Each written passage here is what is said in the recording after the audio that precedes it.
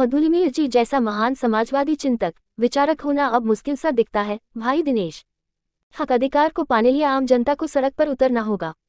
जब सड़क सुनी हो जाएगी तो संसद आवारा हो जाएगा। वाकई आज ये कहावत चरितार्थ होता दिख रहा है। भाई दिनेश ने महान समाजवादी चिंतक, पूर्व सांसद, समाज के अंतिम पायदान पर खड़े आदमी का विकास हो इसके लिए मजबूती से संसद के अंदर आवाज उठाने वाले मधुलिमी जी की श्रद्धांजलि सभा एन सिन्हा संस्थान पटना में शामिल हुए। भाई दिनेश ने मधुलिमी जी के चित्र पर पुष्प अर्पित कर विनम्र श्रद्धांजलि देकर श्रद्धांजलि सभा को संबोधित करते हुए कहा कि पूर्व सांसद मधुलिमी जी हमेशा समाज के अंतिम पायदान पर खड़े आम आदमी का विकास कैसा हो उसके लिए संसद में आवाज उठाने का काम करते थे। लगता है अब मधुलिमी जैसा महान समाजवादी चिंतक, विचारक पैदा नहीं होंगे। भाई दिनेश ने पूर्व सांसद मधुलिमी जी का लगातार 29 वर्षों से एक ही स्थान पर पुण्यतिथि और जयंती के अवसर श्रद्धांजलि सभा आयोजन करने के लिए पूर्व सांसद श्री राजनीति प्रसाद जी के प्रति आभार प्रकट किया और बधाई दिया। भाई दिनेश ने कहा कि पूर्व सांसद श्री राजनीति प्रसाद जी को मैं बधाई देता हूं और आभार प्रकट करता हूं कि हमें 29 वर्षों के बाद मंच पर बैठने का मौका दिया। भाई दिनेश ने कहा कि आज जो संवाद के लिए विषय रखा गया है नागरिक शक्ति और संसदीय लोकतंत्र आज के परिप्रेक्ष्य में बहुत ही महत्वपूर्ण है। जब तक आम आदमी अपने हक अधिकार लिए एकजुट होकर सड़क पर नहीं उतरेंगे तब तक संविधान के प्रथम पृष्ठ पर लिखित समानता का अधिकार नहीं मिल पाएगा। भाई दिनेश ने कहा कि दुर्भाग्य ही कहा जाएगा कि आज़ादी के 77 वर्षों के बाद भी देश के सभी नागरिक को एक समान शिक्षा और एक समान स्वास्थ्य की नीति नहीं बन पाया। भाई दिनेश ने कहा कि जब देश एक है, देश का झंडा एक, देश का संविधान एक है, देश के हर नागरिक का मतदान का महत्व एक समान है तो देश के अंदर सभी के लिए एक समान शिक्षा और एक समान स्वास्थ्य की नीति आज तक क्यों नहीं बन पाया। इसके नागरिक को अपना शक्ति दिखलाना होगा तब संसदीय लोकतंत्र मजबूत होगा। जब संसदीय लोकतंत्र मजबूत होगा तब नागरिक शक्ति मजबूत होगा। श्रद्धांजलि सभा को माननीय शिक्षा मंत्री प्रो चंद्रशेखर, पूर्व शिक्षा मंत्री बिहार विधान परिषद में उपनेता माननीय रामचंद्र पूर्वे, पूर्व शिक्षा मंत्री माननीय राम लशन रमन, एन सिन्हा संस्थान के पूर्व निदेशक डॉक्टर DK दिवाकर, मो अब्दुल बुखारी, लक्ष्मण सिंह, विद्यार्थी विकास सहित दर्जनों लोग संबोधित किया। भोजपुर से श्याम बाबू सिंह, संजय सिंह, सत्यनारायण सिंह, कंचन सिंह, उर्मिला देवी, सुरेंद्र सिंह, वीरेंद्र सिंह, जयप्रकाश सिंह, अविनाश मिश्र, रमेश कुमार सहित दर्जनों लोग महान समाजवादी चिंतक पूर्व सांसद मधुलिमी जी के श्रद्धांजलि सभा शामिल होने गए थे।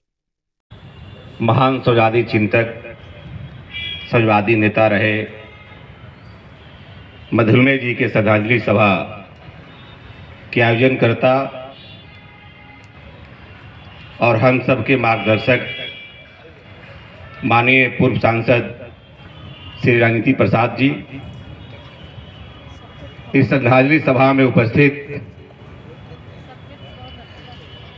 माननीय शिक्षा मंत्री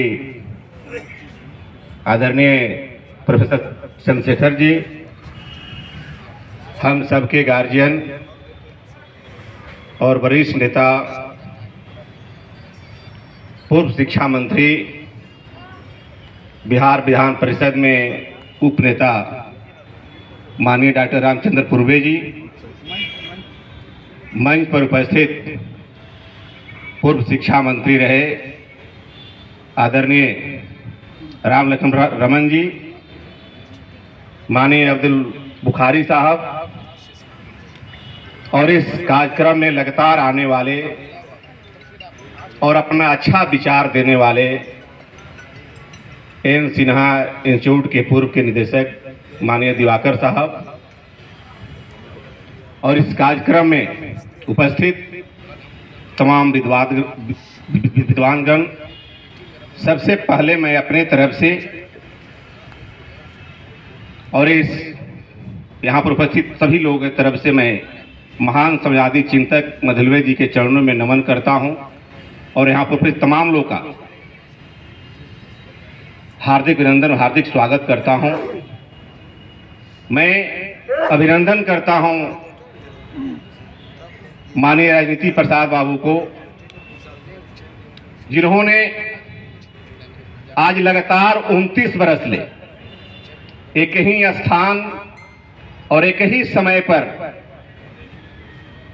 महान समाजवादी चिंतक का पुण्यतिथि और जयंती मनाने का काम करते रहे हैं। मैं समझता हूं कि ऐसा कार्यक्रम बहुत ही कम ही जगह होता होगा कि एक व्यक्ति के द्वारा एक समय में और एक स्थान पर जयंती और पुण्यतिथि मनाया जाता होगा। और इस मंच पर मैं अपने को सौभाग्यशाली मानता हूं। जब यह कार्यक्रम का शुरुआत हुआ था, मुझे याद था हम लोग छात्र थे और उस समय हम लोग एन सिन्हा इंस्टीट्यूट को आरा से आकर आधे हॉल को भरने का काम करते थे। लेकिन आज 29 वर्ष के बाद इस मंच पर मुझे जगह मिला। मैं अपने को सौभाग्यशाली मानता हूं कि मंच पर बैठने का मौका। इस मंच पर माननीय मुख्यमंत्री, केंद्र के मंत्री, राज्य के मंत्री, रिटायर्ड जज, बहुत अच्छे वक्ता इस मंच पर आने का काम किए हैं। मैंने देखा, हरदम हम लोग पीछे बैठते थे और सभी की बातों को हम लोग सुनने का काम करते थे और पुनः हम लोग सभा विसर्जन के बाद हम लोग आरा लौट जाते थे। आज आपने मंच दिया है, बहुत मैं अपने को सौभाग्यशाली मानता हूं। अभी जो पूर्व के वक्ताओं ने अपनी बात को रखने का काम किया है कि नागरिक शक्ति और संसदीय लोकतंत्र, बहुत बात को रखने का काम किया, उसमें कोई बात बाकी नहीं है। जो बात बाकी होगा दीवार को रखेंगे। मैं एक दो बात कहकर अपनी बात समाप्त करूंगा। देश की आजादी के 75-76 वर्ष बीत चुका। जब हमारा देश आजाद हुआ तो इस देश के लोगों को एक सपना था और जो देश की आजादी के लिए जो लोगों ने लड़ा, जिन्होंने हंसते हंसते फांसी को चूमने का काम किया, बीच चौराहे पर गोली खाने का काम किया, जेल में इतनाए सही, उनका एक सपना था जब हमारा देश आजाद होगा, इस देश आजाद देश में रहने वाले, चाहे हिंदू हो, चाहे मुसलमान हो, चाहे सिख हो, चाहे ईसाई हो, चाहे अगड़ा हो, चाहे पिछड़ा हो, सभी लोग एक समान रहने का काम करेंगे। आज हम कहते हैं कि एक देश, एक निशान, एक संविधान,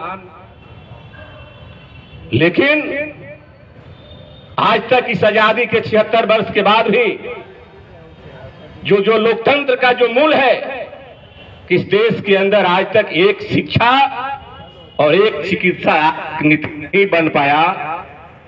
यह बहुत दुर्भाग्य की बात है। और इसके लिए जो लोकतंत्र है, जो नागरिक शक्ति है, आज तक अपनी जो मजबूती से जो आवाज उठाना चाहिए, आज तक यह मुद्दा नहीं बन पाया कि देश के अंदर जब सभी के लिए वोट का कीमत एक है, चाहे वो हरवाहा हो, गांव में रहने वाला हो, चाहे शहर में रहने वाला हो, झोपड़ी में रहने वाला हो या महल में रहने वाला हो, जब सभी का वोट का कीमत एक है तो देश के अंदर सभी के लिए, सभी के बच्चों के लिए एक समान शिक्षा क्यों आज तक लागू नहीं हुआ?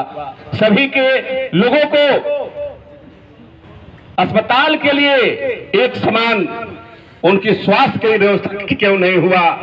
आज कितने लोग इलाज के अभाव में अपने जिला स्तर के भी अस्पताल में नहीं पहुंच पाते हैं। पटना और दिल्ली दूर है और वो दम तोड़ देते हैं। लेकिन आज तक इस पर जो शक्ति है आज नहीं उठा, नागरिक शक्ति का आवाज नहीं उठा।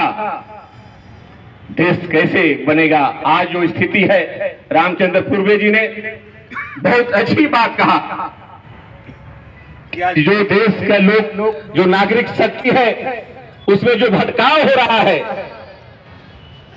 आज जो पार्टियां इस लोकतंत्र में जो 4 स्तंभ है, न्यायपालिका हो, विधायिका हो, कार्यपालिका हो, पत्रकारिता हो, आज क्या स्थिति है लोकतंत्र में? जब हम अपने को सामाजिक कार्यकर्ता कहते हैं, नेता कहते हैं, नेता हुआ है जो अपने स्वतंत्र विचार को रखने के लिए हो। आज तो कोई नेता, हम नेता हैं, हम किसी अगर पार्टी के कार्यकर्ता हैं तो हम एक नौकरी कर रहे हैं। आज लोकतंत्र पत्रकारिता जो एक फक्कड़ होने की स्थापित कर रहा था कि अपने लेखनी से समाज को बदलने के लिए काम करता था, समाज के बदलने के लिए वो लिखने का काम करता था, उसके लेखनी से समाज में एक क्रांति आने का काम करता था, लोग उनके बात को समझते थे। और आज क्या चीज है लोकतंत्र? आज पत्रकारिता जो अपने मूल बात है उसको लिख नहीं पाता है, आज वो भी गुलामी है।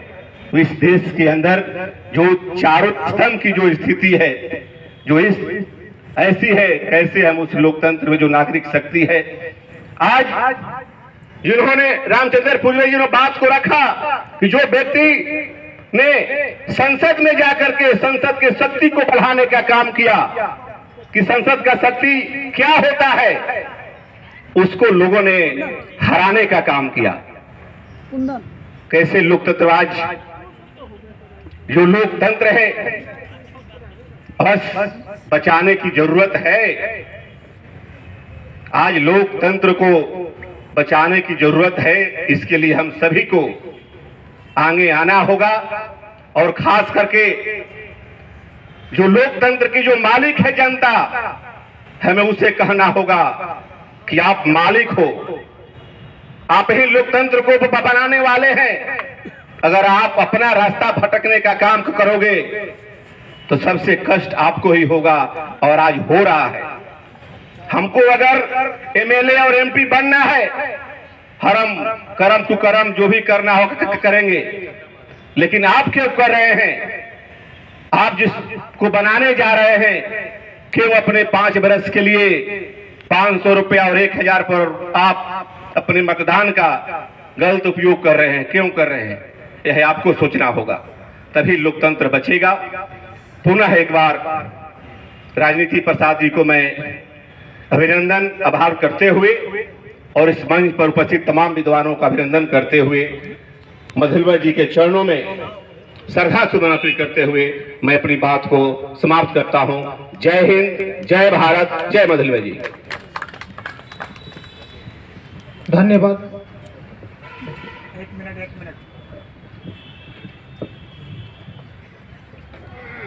दिनेश जी ने कहा कि 29 साल के बाद हमको मंच मिला है।